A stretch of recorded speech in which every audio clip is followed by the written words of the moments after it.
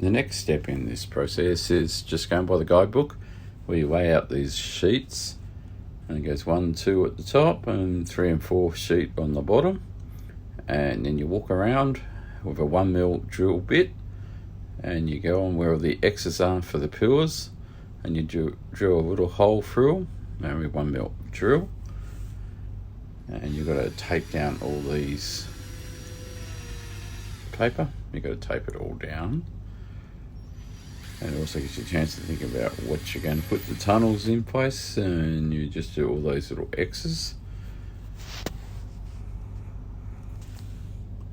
Once you've actually got all those X's done, you then have to start working on the wood. The wood's a bit like a jigsaw pieces, because they don't have any numbers or any letters on the wood that you put on there, so you just got to follow the map that's on there.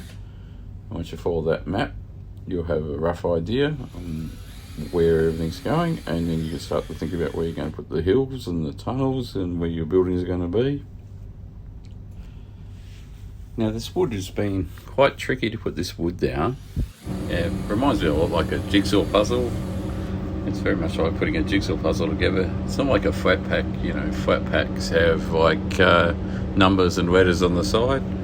So when you're putting it down, it takes you a little while to figure out some of the smaller bits. The smaller bits are all along the back wall of this track. The big bits are at the front, and the narrow bits are right down the back straight. And it gets a bit confusing in the back right corner, because you've got up and down sections. Those up and down sections, when you build the pillars, you'll see how it works better. But just as I say a few times on this video, just make sure when you've got it all right, just write numbers from the start, 1 right around to number 29, and you'll be right to find where you've put it. It's not too hard to actually put it all together. It takes you about 30 minutes to work it out, depending on how good you are with jigsaw puzzles. And it's good quality wood as well. Noch's done well with that wood. And as you can see, it comes out nice and clean. The up and down layers are laying over each other on the back there. But it looks nice and wide, so you can figure out where you're going to put your mountains and your village. It all looks nice. Actual viaduct bridge, I'm just gluing that together now to make that into a bridge, so that's just a trick in it.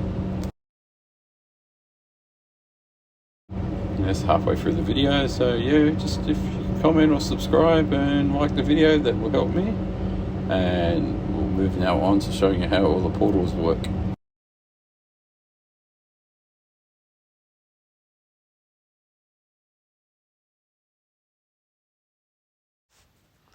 As you can see, I've started with number 1 and goes right around to number 29. It's really helpful to write all these numbers on here.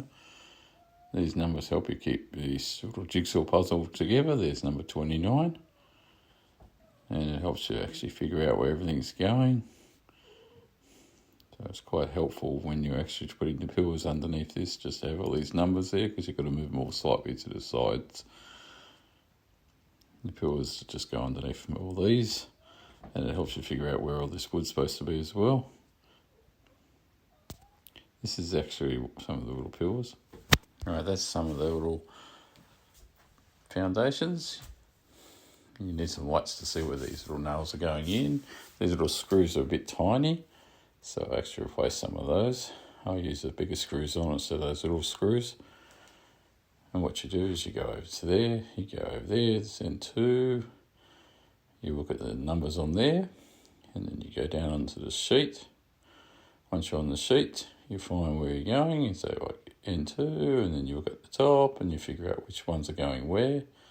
That one, and then you go back up the top and you get that code number, and then you go, right, okay, I need so many of those, so I need 4 of those.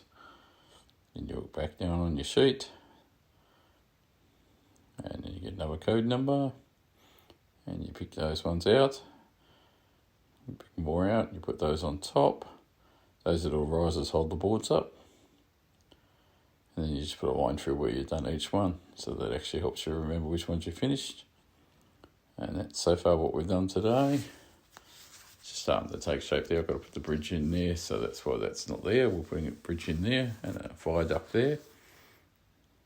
That's going to be where the station is. And this is where the tunnels will start to go under the mountain on that side. And when you come back around this side, that's the station again. And then we've got the spare gap on this corner for a bit more village, and the other tunnels will start about there.